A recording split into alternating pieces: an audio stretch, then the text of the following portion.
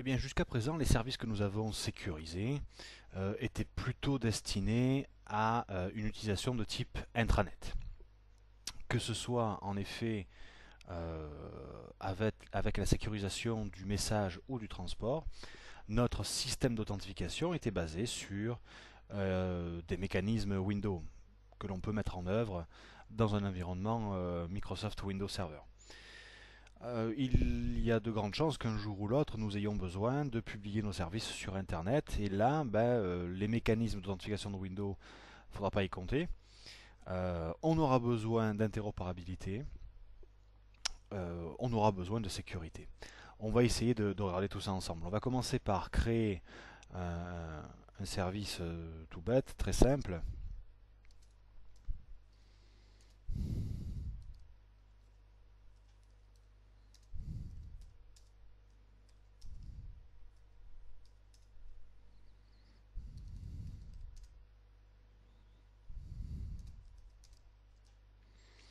Ce service aura pour vocation de recevoir un entier, de lui ajouter 10 et de retourner le résultat.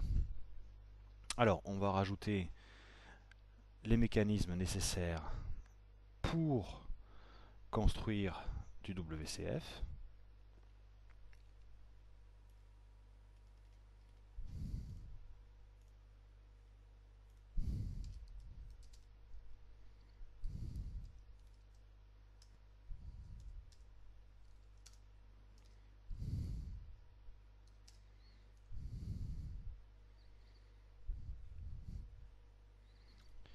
Nous allons générer la classe, l'interface issue de cette classe.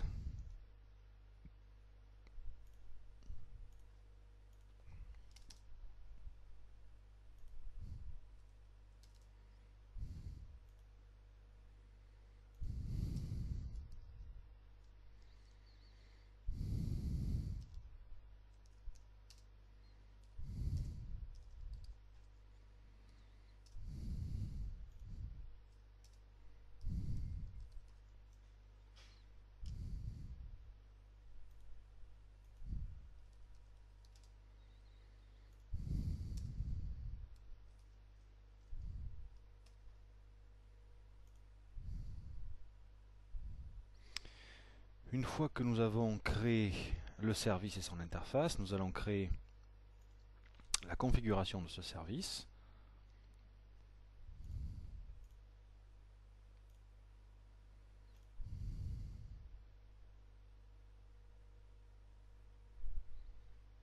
Alors on va essayer de faire comme ceci, ce sera peut-être plus rapide.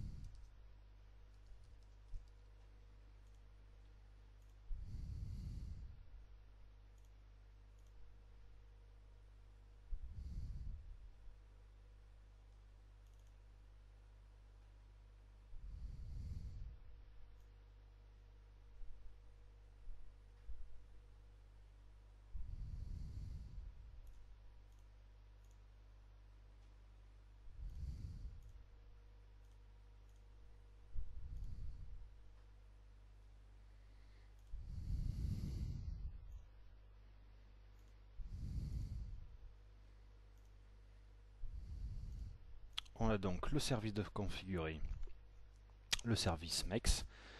On va générer le binding pour notre service.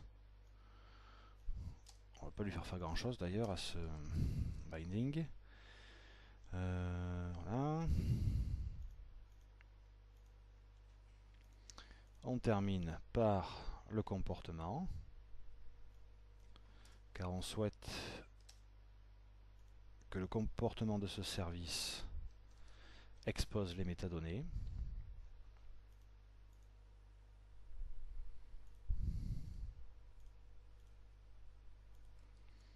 On enregistre. On va récupérer le fichier de configuration que j'ai mis sur le bureau. On le positionne dans le dossier du service. On va ensuite ajouter l'item à notre projet. Ok, on va chercher à tester avec un petit projet de test notre service avec une console pour voir si tout est correct. Ce sera plus simple à débugger au cas où.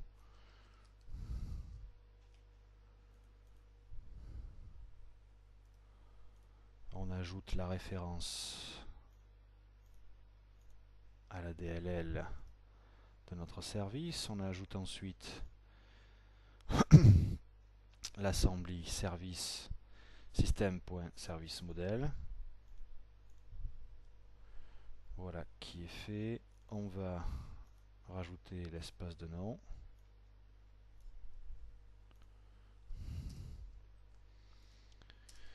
On va créer un host.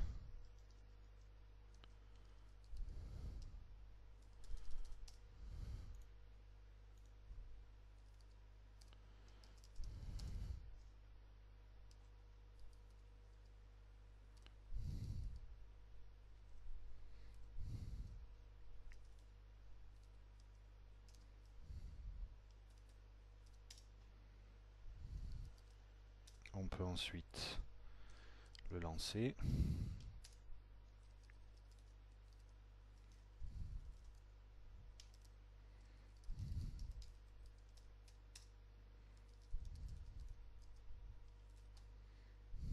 On compile l'ensemble avec F6. Je vais rajouter le fichier de configuration au serveur. Je vais dire que mon serveur est mon projet de démarrage. Je vais lancer mon service. C'est bon, ça marche. Donc, on ne s'est pas gouré dans la création du service, dans les tags, ni dans le fichier de configuration. C'est une bonne chose. On n'a plus besoin de ce projet-là. Ok, maintenant notre but, c'est de déployer tout ça dans 2IS. On a besoin d'un serveur web, on veut faire du service via Internet, on a donc besoin de 2IS. Pour ce faire, on va rajouter un nouveau projet de type website.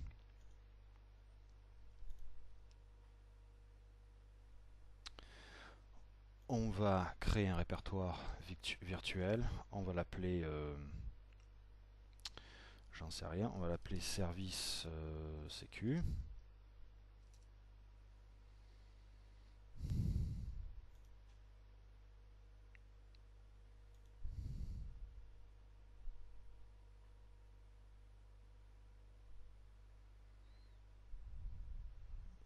C'est pas ce type de projet que je voulais, donc je vais l'effacer. C'est reparti pour un tour. Je vais essayer de le supprimer depuis 2IS.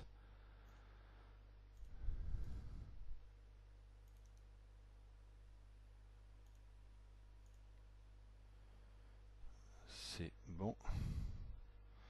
Allez, je recommence. Add new website, empty website,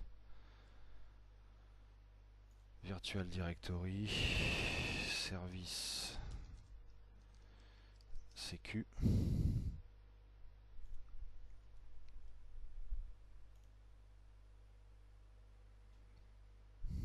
Ok, je vais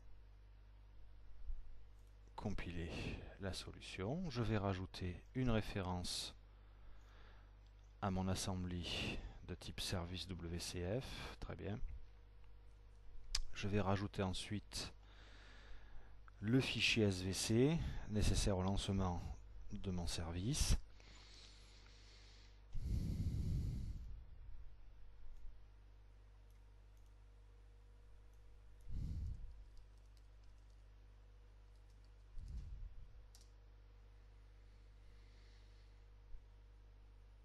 Je vais rajouter les tags nécessaires.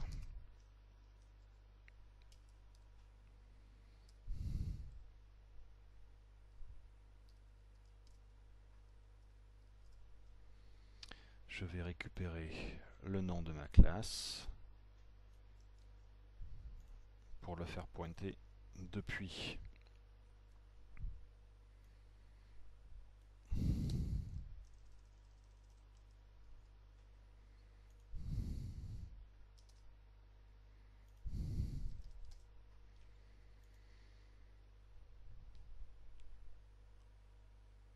Ok, je vais vérifier dans 2IS que tout ça soit correct.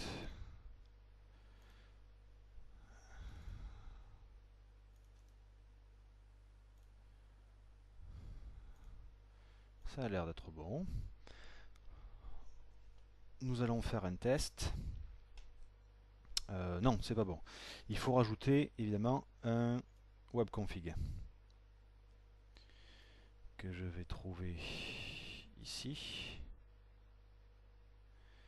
Voilà qui est fait. Je vais récupérer la configuration de mon service WCF que je vais copier-coller dans le webconfig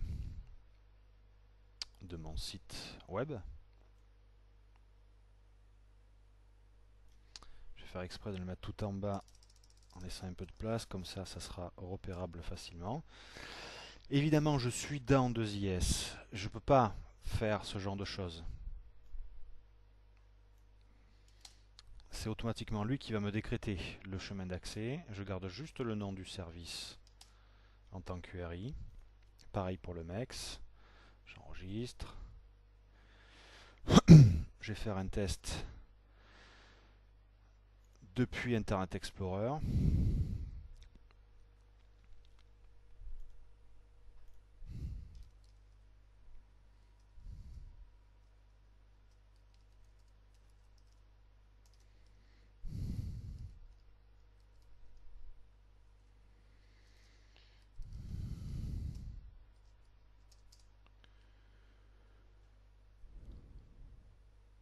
Ça fonctionne. Ok, j'ai donc déployé mon service WCF dans 2IS. Très bien, on va passer peut-être à une partie maintenant un petit peu plus intéressante.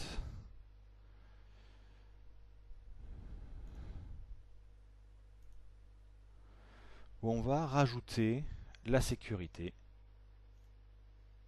à notre service. Pour cela, on a besoin du binding.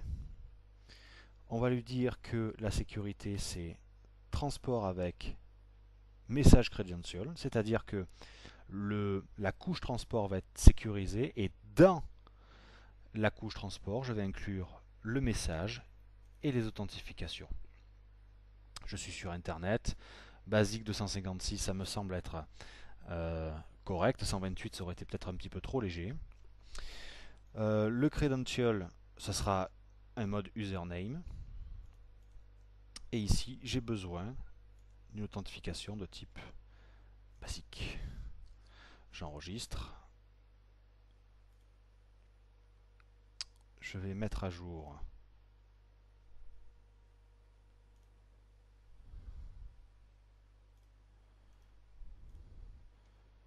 en faisant un copier-coller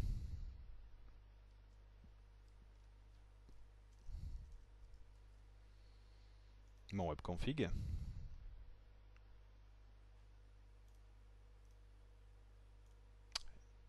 On va y arriver. D'où l'utilité de séparer ce code-là pour qu'il soit repérable facilement.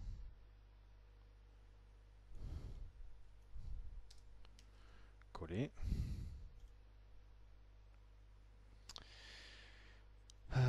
Je vais aller maintenant paramétrer SSL dans 2IS. Donc tout à l'heure, nous avons créé dans une précédente vidéo un certificat. On va se resservir de ce même certificat.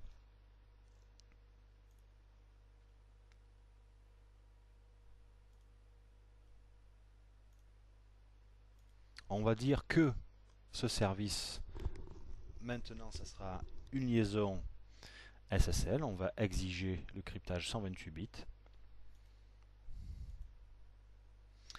Et là, si on essaie de refaire un test depuis notre navigateur, on va avoir quelques petits changements apparents.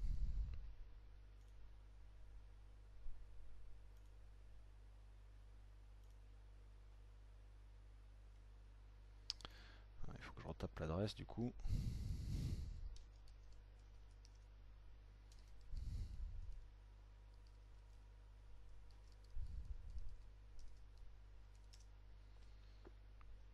Et il me dit que je dois afficher cette page-là à l'aide du canal sécurisé. Je suis obligé de passer en HTTPS. Ici, il m'indique que le certificat n'est pas reconnu. C'est normal puisque mon certificat, je l'ai fait avec MakeCert. Il n'est pas reconnu par une autorité de certification de type VeriSign. Pas grave, je continue. Et là, j'ai un problème puisque mon modèle était basé sur HTTP. On va donc devoir modifier 2-3 petites choses dans notre fichier de configuration.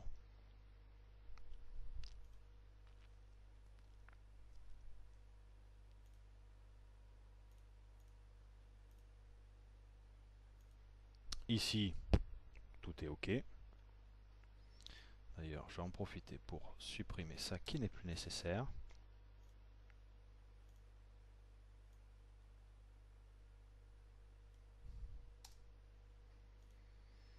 Le MEX doit être modifié, c'est du HTTPS. Du point de vue du binding, pour l'instant, on ne change rien. On va... si, on va changer en fait. C'est une bêtise.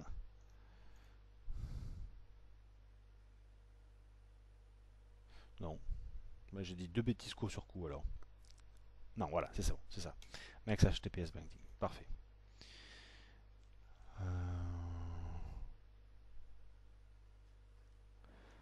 Bon, on finira bien par y arriver. C'est un basique HTTP binding que j'ai besoin. Voilà. On y arrive, on y arrive.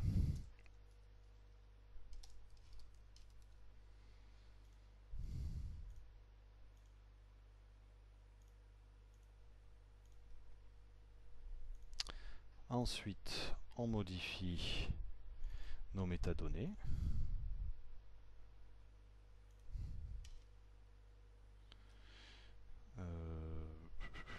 Non, je suis pas certain. Ouais, pour le test, on va faire ça. Après, on changera. Voilà, qui doit être correct.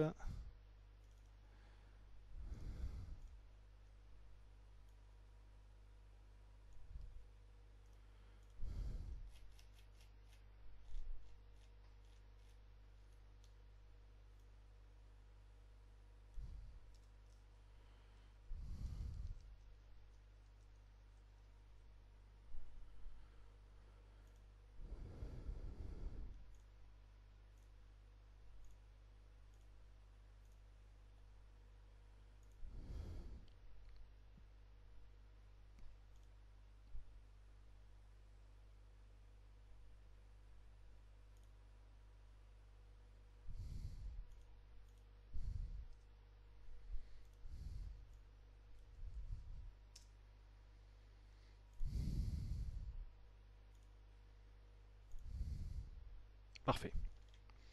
Notre service fonctionne correctement. Nous avons récupéré le contrat WSDL.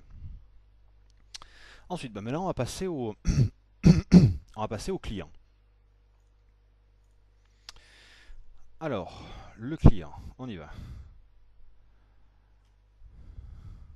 Nouveau projet. On va faire un type console, ça suffira.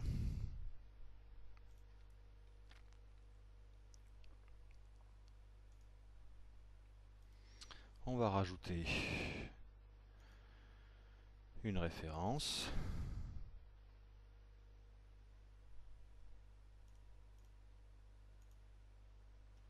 OK. On va ensuite... On a fini de travailler. On va ensuite rajouter du code dans notre source.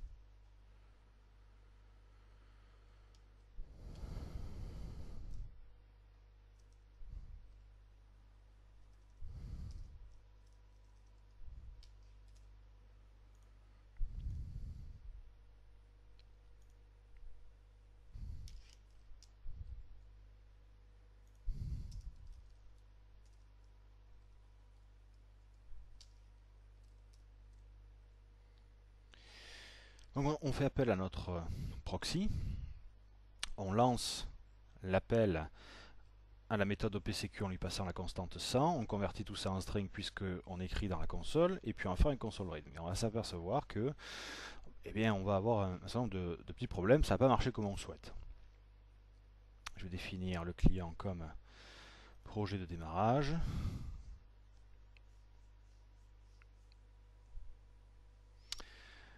Et là, il me dit le nom d'utilisateur n'est pas fourni. Spécifiez un nom d'utilisateur dans Client Credential. Alors là, on va être bien embêté parce que le nom d'utilisateur n'est pas forcément connu par le serveur, en tout cas par Windows. Il va falloir qu'on stocke dans une base de données externe le nom des utilisateurs ASP qui vont pouvoir consulter mon service. Ce que je vais faire tout d'abord, c'est de créer une base de données dans SQL Server. Donc, je vais lancer mon service SQL Server.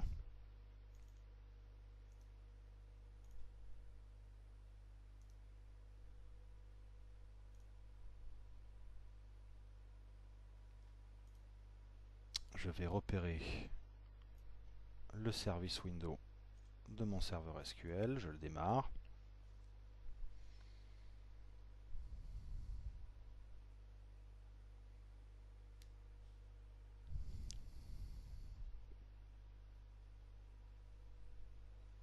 Parfait, le service est lancé. Je vais pouvoir lancer le Manager Studio.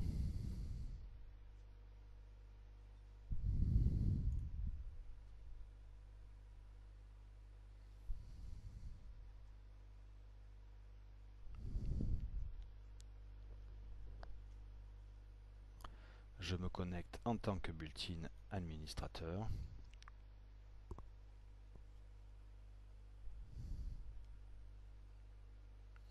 Et je vais préparer une base de données qui va accueillir les informations inhérentes aux authentifications et au rôle de mes utilisateurs ASP.NET. Donc je vais faire une nouvelle base de données.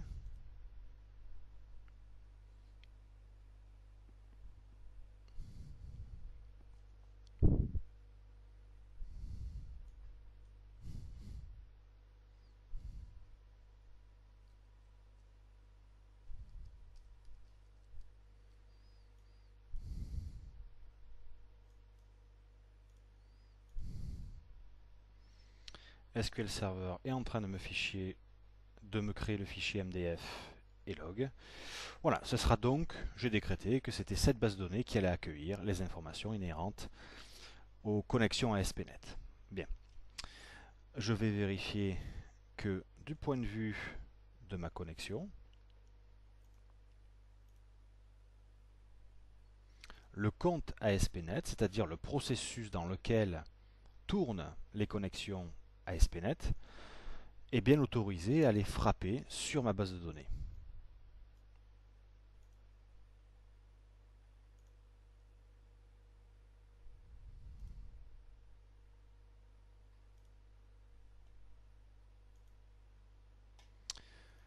Je laisse SQL Server tranquille pour l'instant.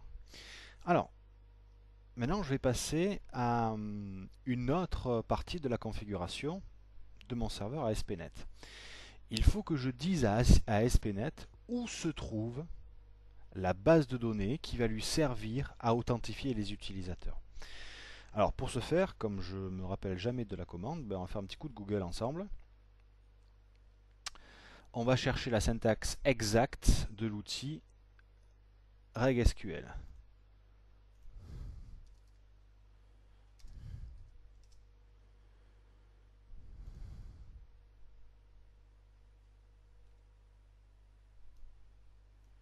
Copier. Je vais me mettre dans le prompt de Visual Studio.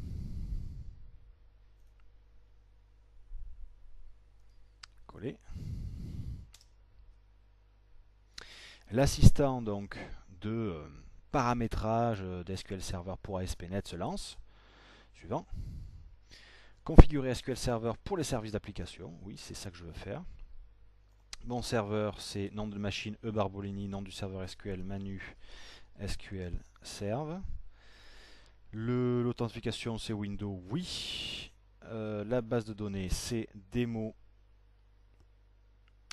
ASP.NET. Suivant. Suivant.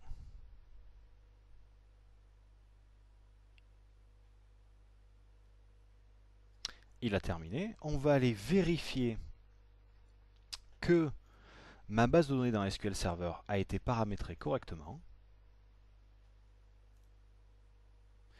Et alors que je n'avais créé absolument aucune table dans cette base de données, je m'aperçois qu'un certain nombre de tables ont été créées par le moteur de configuration. C'est donc ces tables-là qui vont servir à ASP.NET à authentifier les utilisateurs. Ce que je vais faire maintenant, c'est lancer l'assistant de configuration ASP.NET qui va m'aider à créer mes utilisateurs et leurs mots de passe, les rôles et les règles d'accès. Donc je clique sur mon service web, je vais lancer l'outil de configuration.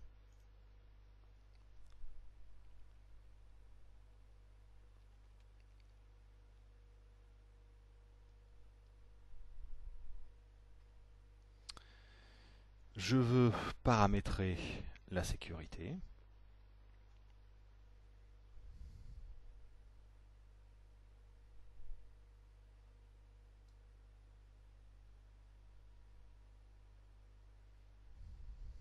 En espérant qu'il veuille bien se lancer.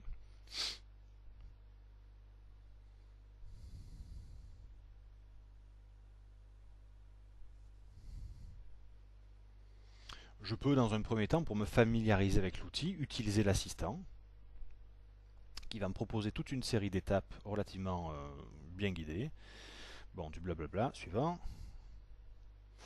Je veux que, effectivement, mes utilisateurs puissent se connecter à partir d'Internet.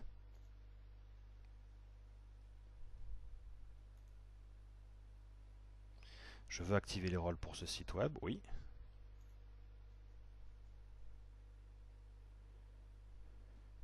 Le rôle, il va s'appeler rôle. Ok, suivant. Un utilisateur. Alors, le mot de passe va m'obliger à respecter un certain nombre de caractères. Et également, le moteur ASP va m'obliger à insérer au moins un caractère numérique et un symbole. Donc là, ce que je vais taper, c'est AZERTY, 1, le chiffre 1, et arrobase. AZERTY, le chiffre 1, et arrobase. Messagerie.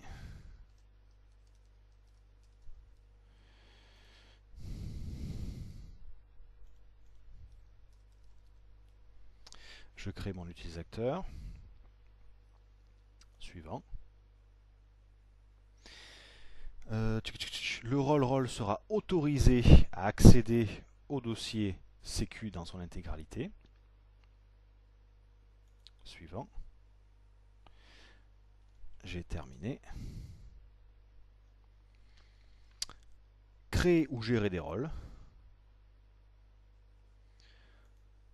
Je vais aller chercher l'utilisateur Manu et je vais dire qu'il est inscrit dans ce rôle. J'en ai terminé pour le paramétrage de mon utilisateur, de mon rôle.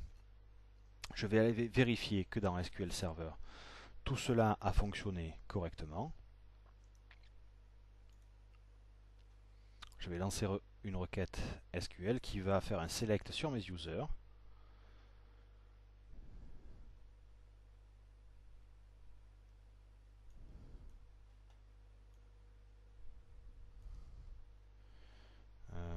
C'est peut-être pas la bonne table, alors je vais vérifier ça.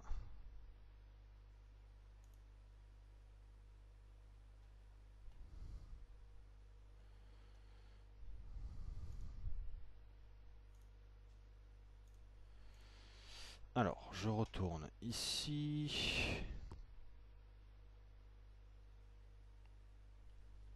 J'ai l'impression qu'il n'a pas enregistré.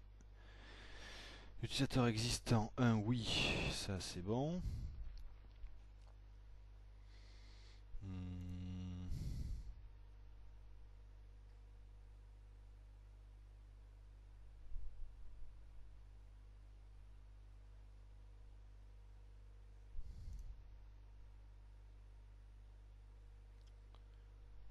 Peut-être aller trop vite sur une étape. Autoriser rôle service sécu, oui. Ça c'est bon. Je retourne dans mes utilisateurs.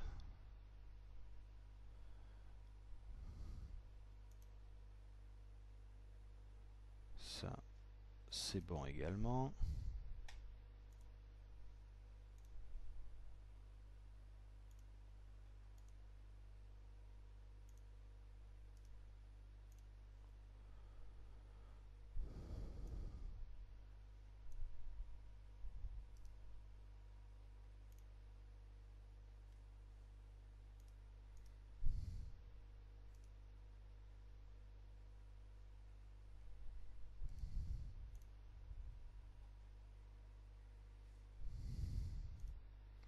Bon, je vais laisser ça de côté.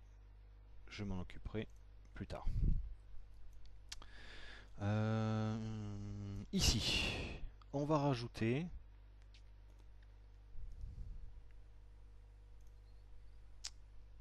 quelques informations nécessaires à la sécurité.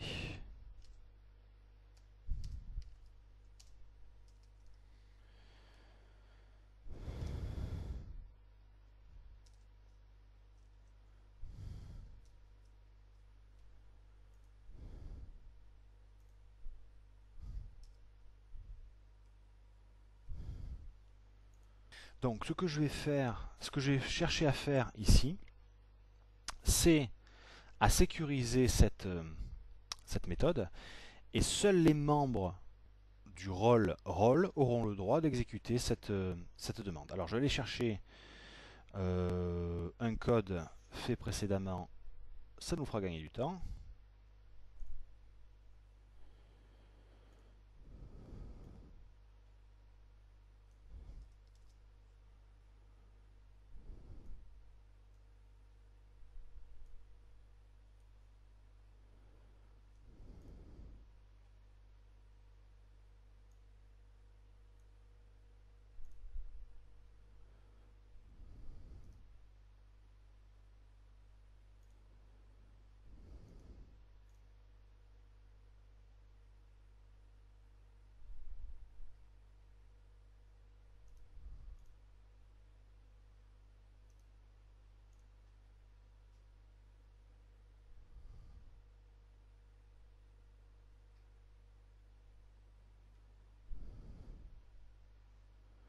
Non, c'est pas celui-là qui m'intéresse. Voilà, j'ai trouvé le code qu'il me faut.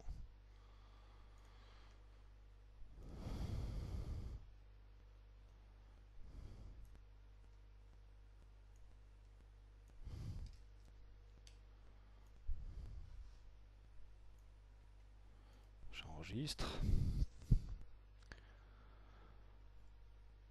Maintenant, le client va avoir besoin de s'authentifier.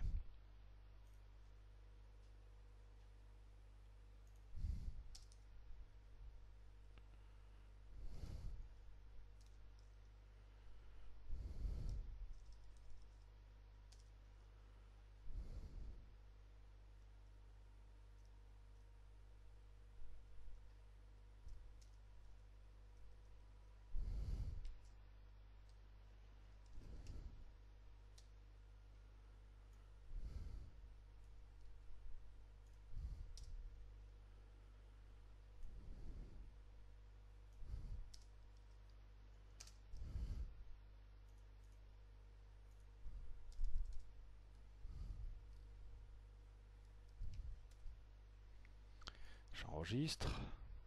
Alors, à ce stade-là, qu'est-ce qui va se passer? Même si l'authentification fonctionne correctement, le certificat n'étant pas sécurisé, euh, le framework va me refuser d'exécuter mon code. Donc on va essayer de retrouver la classe dont on s'est servi précédemment qui va neutraliser l'avertissement. Donc je vais copier-coller les parties de cet ancien code que nous avons fait ensemble dans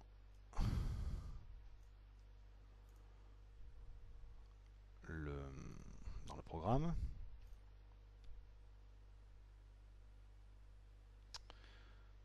Je vais le fermer.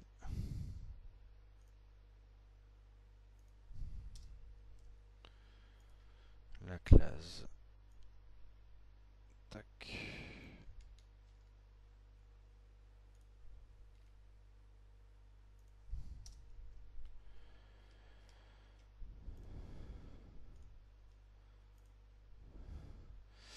Alors, on va tester un petit peu tout ça, on va voir s'il y a des erreurs. Ah, déjà, je pense que c'est pas le bon nom de certificat.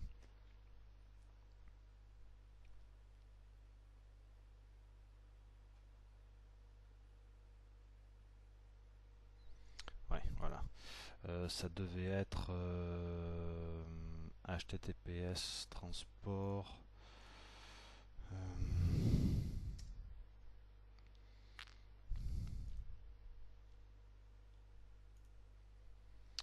Je vais vérifier son nom.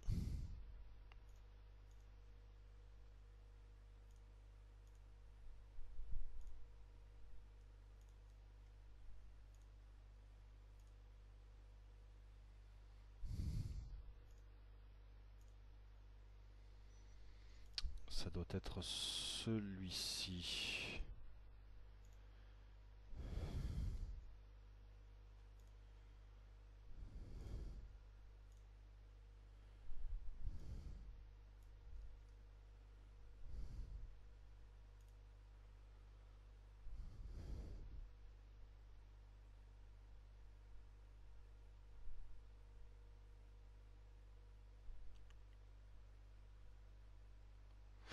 Alors, là, il est en train de me dire qu'une faute non sécurisée ou incorrectement sécurisée a été reçue de l'autre partie. Alors, on va essayer de voir ce qui peut nous manquer.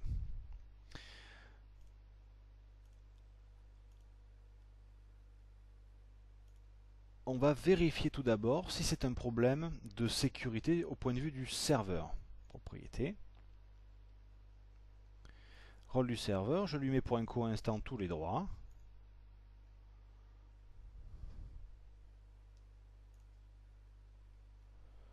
Je lance mon application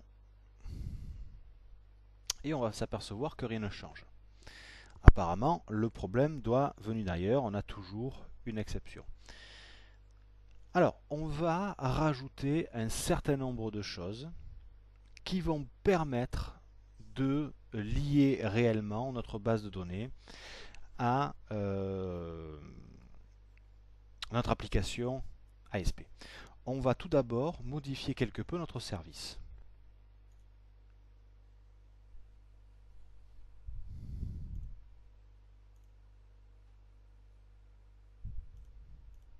Dans le comportement, nous allons rajouter service autorisation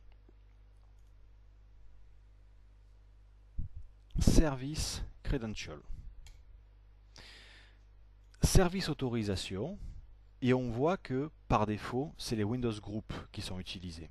C'est pour ça que WCF n'a pas cherché à faire le rapprochement avec SQL Server. Je vais donc modifier un certain nombre de choses et je vais aller chercher le nom de mon fournisseur ASP. Pour ce faire, je lance 2IS.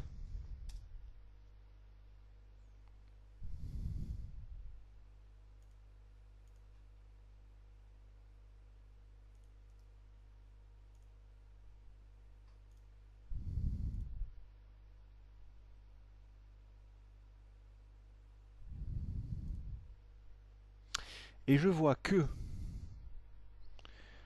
le role provider name dans mon 2IS se nomme ASP.NET SQL Role Provider. Je vais donc lui indiquer cette information.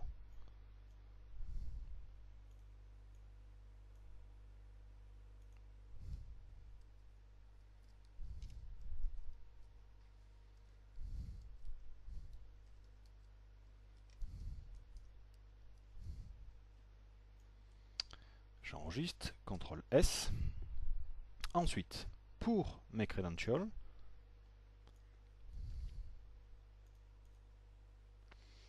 c'est un membership provider et non pas Windows qui va me vérifier tout ça. Membership provider name, membership provider, c'est celui-ci. ASP.NET SQL membership provider. J'enregistre, CTRL S. Je vérifie au passage si j'ai rien oublié.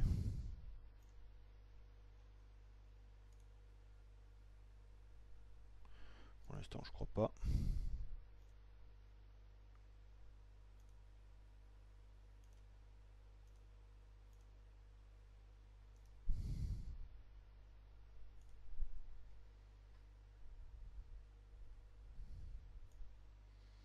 Je récupère toujours de la même manière ma configuration pour mettre à jour mon webconfig.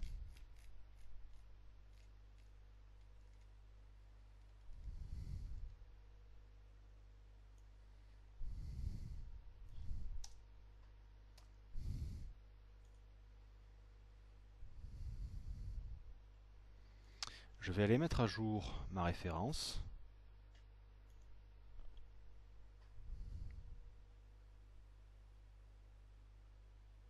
Et je vais voir s'il y a du changement.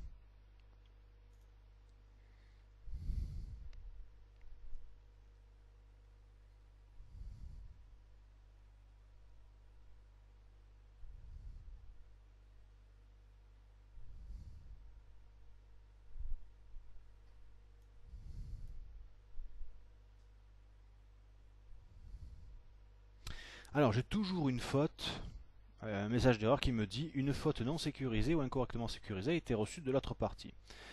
Voir le fault exception interne, patati patata. Donc apparemment ça ne marche toujours pas. Je vais retourner dans mon configurateur ASP.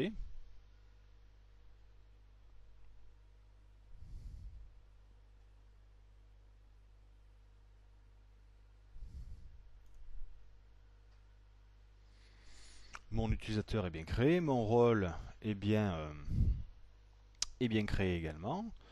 Je vais vérifier alors dans mon webconfig si les informations ont été saisies.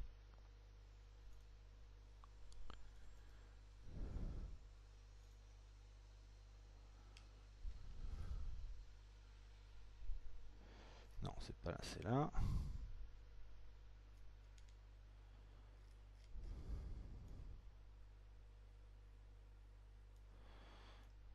Autoriser le rôle manager, true, pas de problème. Et si je descends un petit peu, non, peut-être remonter d'ailleurs, je m'aperçois qu'ici j'ai un tag connection string. Et c'est sans doute ça qui va, qui va me manquer. Alors, on va récupérer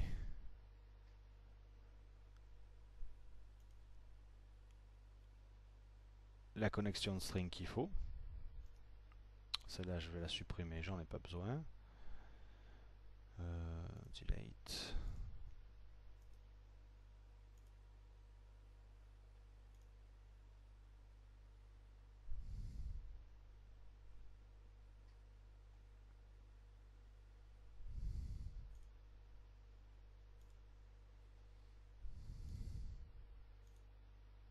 Test a réussi. OK. Je peux donc, via les properties, maintenant désormais, récupérer la chaîne de connexion dont j'ai besoin. Alors, un petit peu de code à taper. J'enlève l'ancien tag. Connection string. Remove.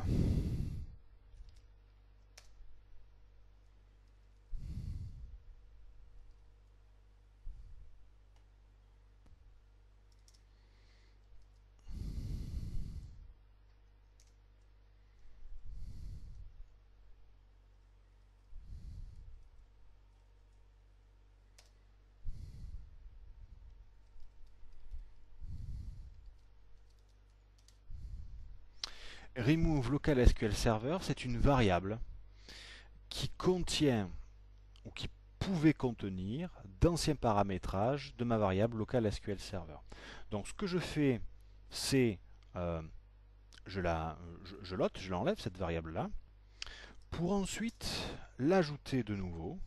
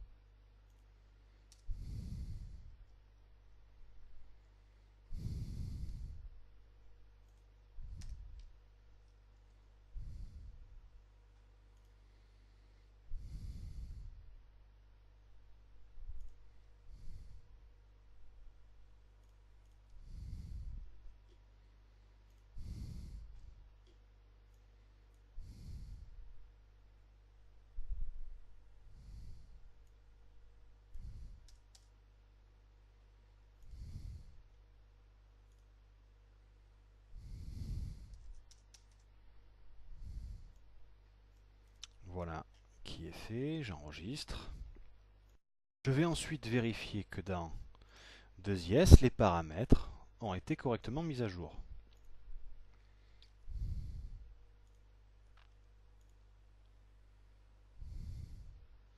Local SQL Server, Barbolini, Manu SQL Serve, Initial Catalog, DB Demo, patati patata. C'est bon, tout ça a fonctionné. Mon rôle qui est bien ajouté, parfait. Ok, ok, je peux fermer.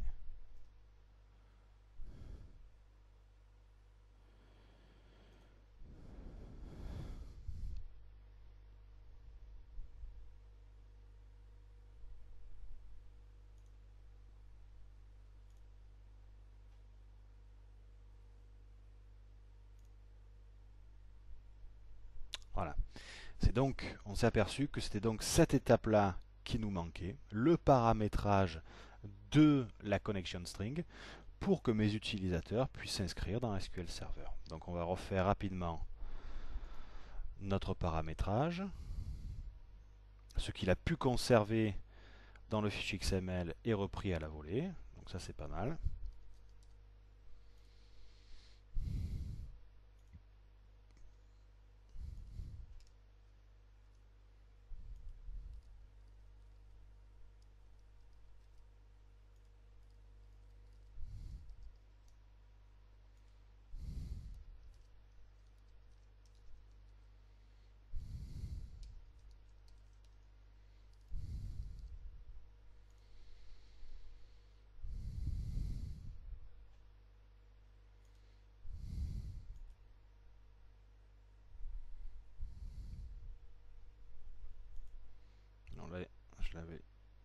déjà créé tout à l'heure, il me l'a récupéré.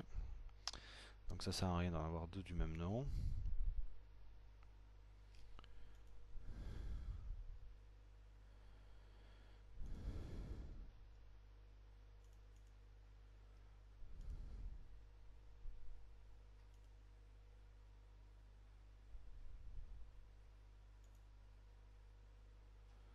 Ok. On va vérifier que notre fichier de config. Non, c'est pas celui-là le bon, c'est celui-là. A été mis à jour correctement.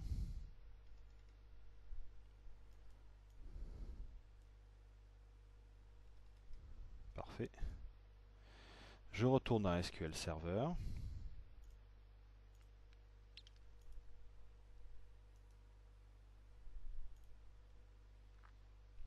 Et cette fois-ci, je m'aperçois que l'utilisateur a été créé. Donc à ce stade-là, nous allons lancer l'application pour voir un petit peu quel est son comportement. Ça marche. Je vérifie en modifiant par exemple le mot de passe depuis le client. Open. Je mets donc un faux mot de passe. Je relance l'application.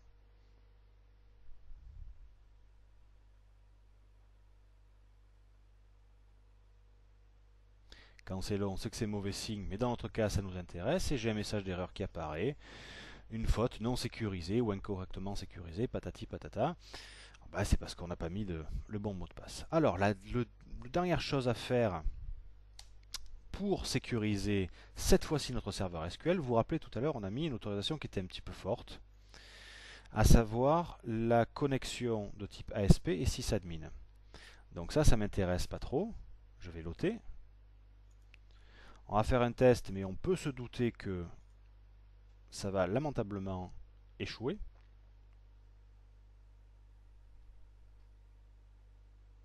Vous voyez, c'est long, c'est que là, c'est en train de patauger dans la choucroute. Voilà, il me refuse l'accès tout bonnement. C'est normal puisque la connexion n'a plus aucun droit sur la base de données. On va rajouter donc un utilisateur.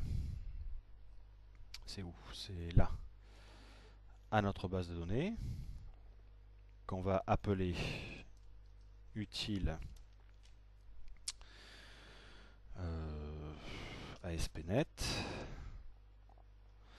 On va lui attribuer le droit d'accéder au membership, le droit d'accéder au profil, également aux rôles sur lesquels il peut être assigné. Je valide. Ah oui, forcément, j'ai pas mis le nom de la connexion. Type d'objet, je veux des connexions. Oui, parcourir ASP.NET. Tac, tac, tac, tac. Et là, si on n'a pas fait d'erreur, on doit avoir accès de nouveau à notre service. Effectivement, ça fonctionne.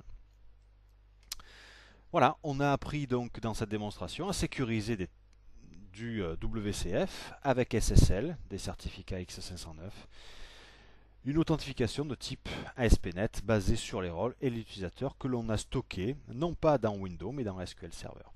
Merci de votre attention.